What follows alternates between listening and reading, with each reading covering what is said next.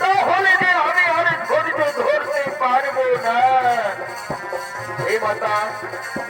হে মাতা, ওই যে দূরে পূর্ণ কুটির দেখা যাচ্ছে মাতা, বলো না মাতা, সেখানে কি হয়, সেখানে কে থাকে?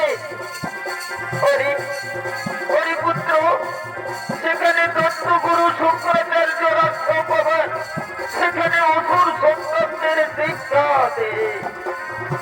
হে মাতা, বলো না মাতা, তাহলে তো আমি অসুর সন্তান মা, বলো না মা, তাহলে কি আমি শিক্ষা পাবো না? আমি সেখানে যাব মা, আমি সেখানে যাব।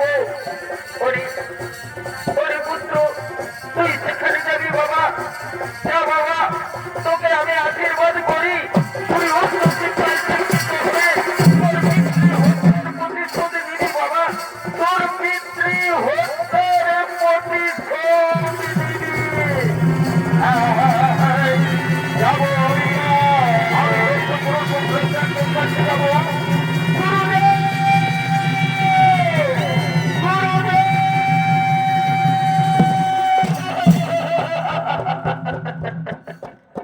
প্রণামী চরণে তব গুরুদেব।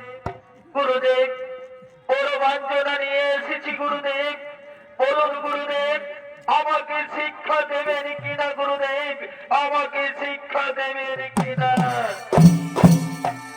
হরিবৎস, অবশ্যই তোকে শিক্ষা দেব, কিন্তু জানো বাবা, আমি কারো বংশ পরিচয় না জেনে আমি শিক্ষা দিই না। আমার অসুর কুলে জন্ম গুরুদেব, আমার অসুর কুলে জন্ম। পিতার নাম ত্রিপুরাসুর গুরুদেব, মাতা প্রভাবতী দেবী গুরুদেব।